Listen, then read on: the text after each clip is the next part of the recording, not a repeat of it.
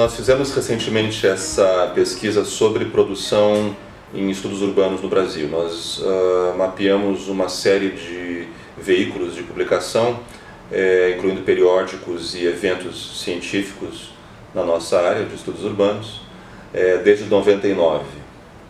Então foram mais de 15 anos de levantamentos. Nós basicamente olhamos essa produção a partir de 20 campos temáticos. E o nosso objetivo é o de verificar a distribuição das publicações nesses campos temáticos, ver também as condições institucionais, quer dizer, as universidades que estão publicando, os autores e as regiões também de origem desses autores.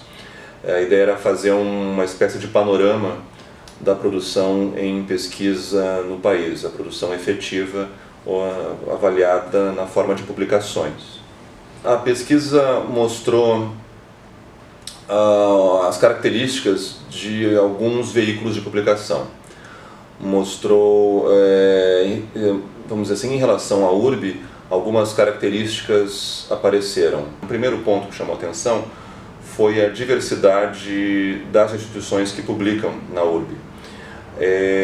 Ao passo que no cenário nacional a gente vê uma distribuição concentrada de publicações de poucas instituições, sobretudo do Rio e de São Paulo. Na verdade, 3 instituições têm um grande volume de publicações, acaba concentrando bastante as publicações na maioria dos veículos pelo país. A URB não reflete essa hierarquia, vamos dizer assim, essa distribuição. Ela termina sendo mais plural. Não tem, na verdade, uma instituição que tem uma predominância, por exemplo, como é o caso que nós verificamos em outros veículos.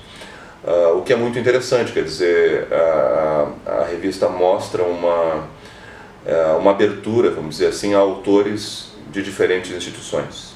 Então esse foi um primeiro ponto que nos chamou a atenção. Algo semelhante acontece para efeito das regiões.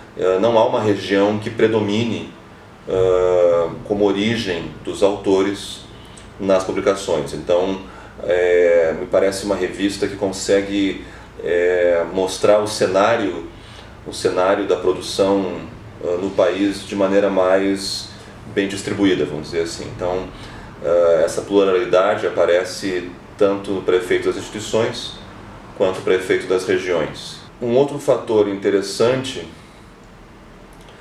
é a presença de autores estrangeiros. A proporção de autores de instituições estrangeiras que publicam na URB é bastante superior à proporção de autores publicados em outros veículos. Ou seja, a URB consegue motivar autores trabalhando fora do país. O fato de ter 1/3 ou mais de 1/3 dos autores que publicam na URB terem origem fora do Brasil sugere a projeção da revista fora do Brasil, quer dizer, ela consegue atrair autores de outros países, o que é uma característica forte da identidade dessa revista, esse alcance internacional, vamos dizer assim. Isso quer dizer que ela está atraindo autores que estão acostumados com outros contextos, trabalham em outros contextos e decidiram investir, digamos assim, os seus trabalhos, submeter os seus trabalhos numa revista brasileira. Eu acho que isso é um ponto bastante positivo. Bem, falando então um pouco agora sobre a minha experiência como autor.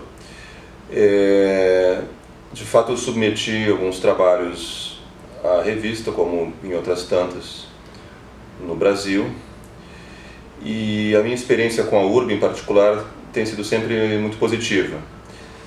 Se eu fosse resumir a minha leitura da URB na posição de um autor que submete artigos à revista, eu acentuaria então a agilidade no processo editorial,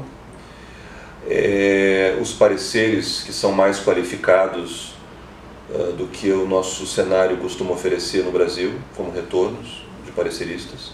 dando mais suporte ao trabalho do autor, e finalmente então uma confiança em todo o processo. O processo vai ser ágil, as respostas vão vir, né, de uma maneira ou de outra, elas vão estar com o autor. Então isso é muito estimulante, vamos dizer assim, para quem deseja submeter um artigo a um periódico no nosso cenário brasileiro aqui.